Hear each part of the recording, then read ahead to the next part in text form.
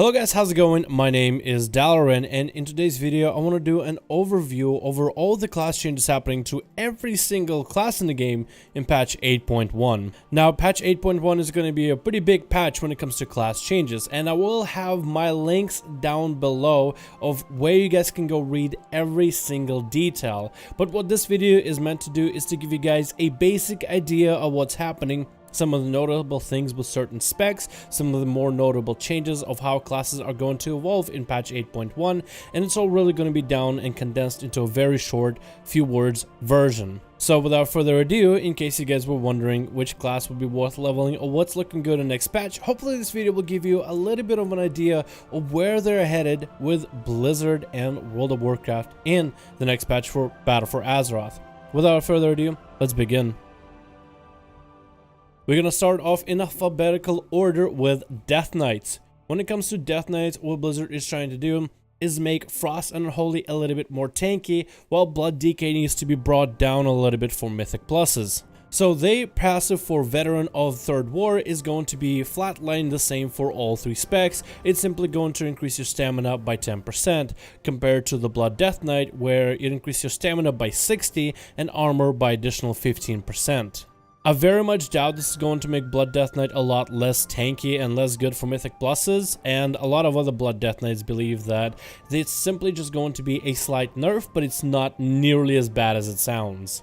The way they described it is you'll simply just have to maintain full 10 stacks of Bone Shield with Dalaran as high as possibly can in order to be the best of a tank that you can be. When it comes to Frost and Unholy, you get a brand new PvP talent to help this spec feel a bit tankier. The talent is called Transfusion, and what it does is generates 20 runic power and reduces the cost of Deathstrike by 50% for 7 seconds. They also buffed how much Deathstrike heals you overall, which allows Frost and Unholy to maybe be a bit more competitive when it comes to certain PvP situations. This for me is exciting because Frost Death Knights and Unholy Death Knights generally don't do too amazing in duels, so for the 5.5.1 series, I would love to see how this change affects them in the dueling scene. There's also a lot more PvP honor talents being changed to all three specs, and of course there's a lot more Azeroth traits as well. For Demon Hunters, we didn't have too many crazy changes for the whole PvE version of the game, but mostly changes for PvP. Havoc Demon Hunter saw a lot of PvP nerfs. For example, Demonic Origins no longer increases your damage, Mana Break simply makes whoever you hit with it, their spells are a bit more expensive than usual, and finally Mana Rift has a shorter range. On top of that, Chaos Brand is now a little bit different. Now it gets applied by all abilities, not just fire-based Demon Hunter abilities. Both specs of Demon Hunter are also seeing a few more new Azeroth traits as well.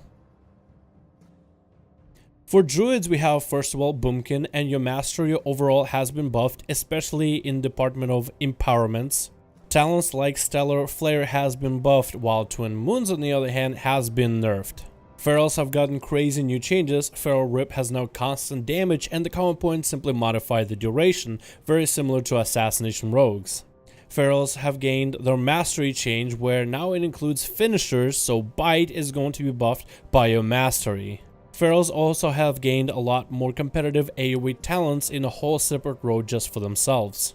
And Feral Druids gain Cyclone as a PvP talent. It is not going to be an instant version, and it does not function with other abilities and passives to make it instant, but at least you get Cyclone back nonetheless. And lastly, Restoration's Tranquility has been slightly nerfed, while Wild Growth has been slightly buffed. And of course, this spec has a variety of different traits that work cross specs. When it comes to Hunters, Marksman got a lot of changes by making your Aim Shot, Arcane Shot, Multi-Shot all do a little bit more damage. There's also a plethora of brand new talents as well. Also, PvP talent has been changed for Marksman Hunter, where Sniper Shot now deals 20% of target's health as full physical damage with a cooldown. All three specs of Hunters also have gained brand new Azeroth traits. Mages haven't really been changed too much, but Frost Mage in particular has been absolutely gutted in terms of your slows. The only way to properly slow enemies is by hitting them with Frostbolt. Things like Blizzard will only apply a 1.5 second duration slow, so things are slow while they're inside of your blizzard. On top of all that, Frozen Orb has now only a 3-second duration of a slow, so enemies are slow while they're around your orb. This is going to be huge for anybody who plays Mage for Mythic Pluses, as Frost isn't going to be the go-to spec for the best slows anymore. This might open up opportunities for Arcane and Fire Mages to shine, or simply might make Mages overall a lot less wanted in Mythic Plus groups. Hopefully this doesn't have any crazy negative effects. Also, all mages got brand new Azeroth traits as well. Monks have had a lot of changes happen to them, and this is pretty big. First of all, Windwalker Touch of Death now only does 35% of your maximum health and damage. Karma now is 50% of your health absorbed, but only deals back 70% of however much health it absorbs. You got a brand new talent where now Karma can heal you again to be a real defensive, and you got some brand new traits to account for the nerfs in damage. Windwalker Monks in particular also got a lot of brand new PvP talents in order to helpfully make them a little bit more viable. A lot of these talents have to do with generating chi and spending your energy and being more of a utilitarian kind of class. On top of that, monks have got also brand new traits. Paladins are getting a lot of new spell animations, so in terms of actual class changes, not as much, but there's a lot of spell animations, so if you're a Paladin main, I think you'll be very excited. You got a few new PvP talents for all 3 specializations. Retribution Paladins might also be able to res people in arenas while in combat, which will be very interesting to see if anybody will actually be able to pull that off. Also, Paladins got brand new traits for patch 8.1. Priests have gotten a few changes, particularly for Discipline Priest. You can no longer spam Power Word Shield on allies because now the Weakened Soul buff is going to be coming back with patch 8.1. Rapture still allows you to spam Shield even though the target has Weakened Soul, so it's still going to retain its strong defensive value. There's also a few general nerfs to Discipline Priest talents. Holy Priest, on the other hand, has gotten slight buffs left and right. And Shadow Priests have gotten majority of their abilities buffed across the board. Shadow Priests also get Focused Will instead of their Shadow Form armor increase. Also, utilizing spells like Dispel, Purge, Mass Dispel, and Shield allows you to generate extra insanity.